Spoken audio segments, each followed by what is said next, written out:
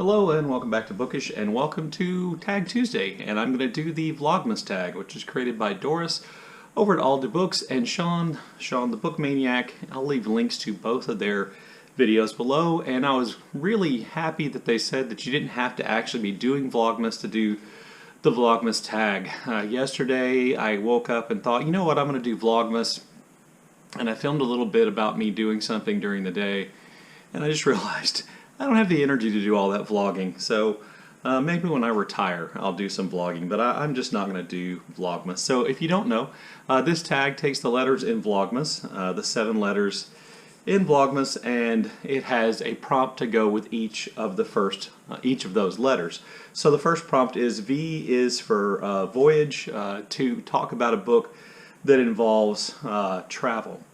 Well, it's difficult for me to think of books that in some way don't involve travel recently. As a matter of fact, the book I'm reading right now, The Lost Children Archive, involves travel. One of the books I read for Nonfiction November, The Snow Leopard, involved travel. Books that I've mentioned is some of my favorite nonfiction books, like this book about Teddy Roosevelt's adventure in the Amazon jungle, involve travel. So, you know, I'm a big fan of the Aubrey Maturin series by Patrick O'Brian, and all those are set at sea and involve travel. And I just finished reading Kidnapped by Robert Louis Stevenson, which involves, yes, travel. So a lot of books involve travel. So I was trying to find a book that I don't think I have mentioned on my channel before. And so I decided to go with Jonathan Safran Foer's Everything is Illuminated, which is a novel with a trip, a voyage, essentially, of discovery and some maybe unwanted, uncomfortable discoveries at the heart of it. I read this book a long time ago, and my memory of it was relatively positive, and I followed that up by reading Nothing Else by Jonathan Safran Foer. So maybe I will, but I really like this little paperback. I think I might have actually bought it just because of the book itself, which is a rarity for me. So prompt number 2 is L. L is for LGBTQ+, to recommend a favorite book by an LGBTQ author or a favorite LGBTQ book. So in my video, which I tried to stump Steve Donahue, I mentioned The Hippoduology by Sarah Gailey, who I believe is an LGBTQ+ author. I think she identifies as gay, but she maybe identifies as bisexual. There are transgender characters. There are characters of various who identify in various ways in these books, and these are just really good fun. This is not serious literature, but just really good fun books with hippos and a wide variety of characters of all types at the heart. And I just enjoyed these books very much. And also, I wanted to remind you that the main character in Black Leopard Red Wolf is a gay man, and that I think of this as an LGBTQ book, an LGBTQ plus fantasy book. And it's one of the things that made the book innovative, and I really like this book. And you'll see this book again, I have a feeling, in my best books of the year when I do that video at the end of the year. Anyway, there's my response for the L prompt. The third prompt is O. O is for an oldie but a goldie, or as we would say here in the United States, an oldie but a goodie. This is a book that you read a long time ago that means a lot to you, and this is one of those places where I really can't talk about this subject without talking about books I've mentioned before. And so I would basically just say that books I read a long time ago that still mean a lot to me are kind of some classic works of 20th century American literature. This would be As I Lay Dying by William Faulkner, and as I mentioned several times on this channel, The Sun Also Rises by Hemingway. And you can look askance at my choices and those authors, but the reason why they mean so much to me is that I didn't really become a real reader, I don't think, until I got to college, and where a friend of mine and I essentially set out to read 20th century American classics. And yes, there was a dude bro element to that, and a lot of the books we read could be, you know, and are frequently by some people on BookTube classified as dude bro lit. But those are the first books I read seriously with the intent of reading literature. And so Hemingway, Faulkner, Fitzgerald will always kind of have a place where those books mean a lot to me, no matter what I think about the quality of them or the flaws of the author. Prompt number 4 is G is for gift.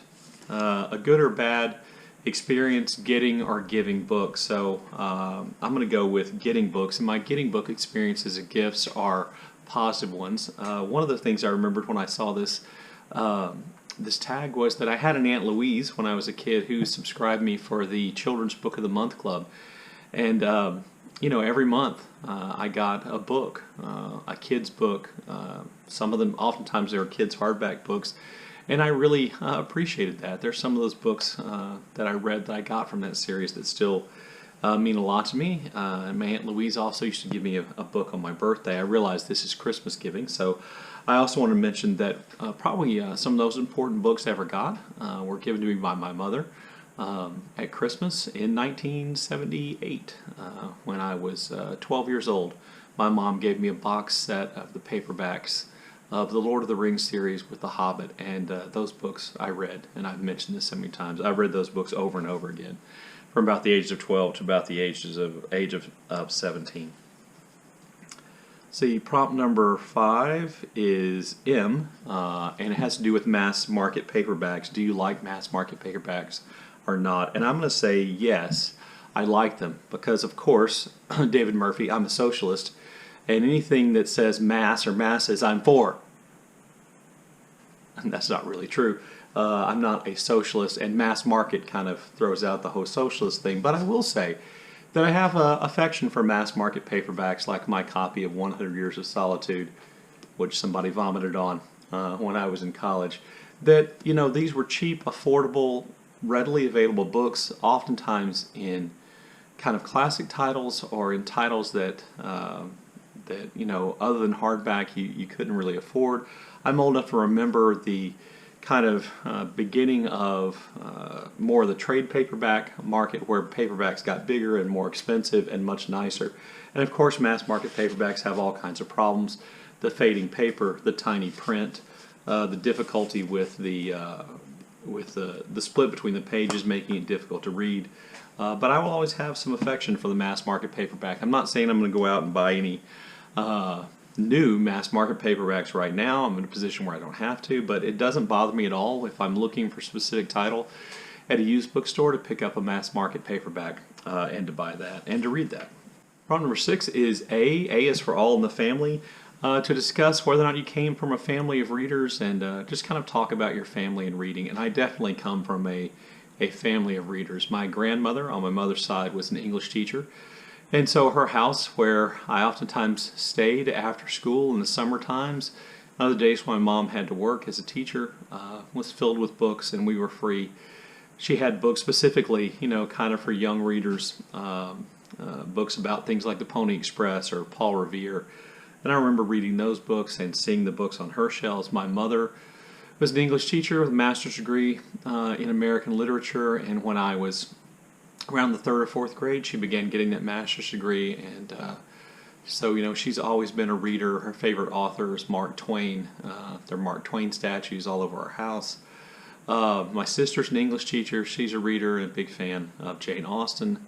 Not surprisingly, my mom also loves detective stories and detective mysteries and things like that. That's a love we share. My dad is a reader. He particularly focuses on reading Civil War history, and I don't think I know of anybody who's read more Civil War history, particularly kind of like first-person narratives or memoirs of the Civil War, kind of an area of his specialty. Those are things which I find it oftentimes difficult to wade through, and he really likes them. When I was a kid, he read the Bruce Catton Civil War books. He read the Shelby Foote Civil War books. I can't think of a Civil War author he hasn't read some of, and that's kind of his area. And, you know, I think just naturally, because of that, seeing people reading and value reading, that I became a reader, and I certainly thank my family for that. So the last letter is S. Prompt 7 is S. S is for Santa to name books on your Christmas wish list. And I don't have specific titles on my Christmas wish list, but I do wish for money to buy books. Oftentimes I hoard and save that money for a long period of time until I find exactly the books I want to buy. I usually save that money or those gift cards to buy hardback books. Occasionally I like to buy hardback books because I think it helps support the author, the bookstores, particularly if they're independent bookstores more, and I like the idea of that. So, money for books I think is probably a pretty popular answer here, and that would be my answer as well. Anyway, there you go. There's my answers for the Vlogmas tag. Thanks to Britta, who more or less tagged me because I'm a guy that she knows, or a male booktuber that she knows.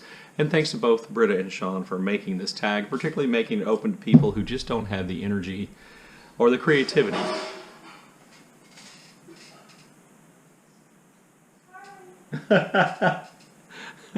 Who just don't have the energy or the creativity to participate in Vlogmas. Anyway, I look forward to your comments in the comment section below. As always, thank you for watching.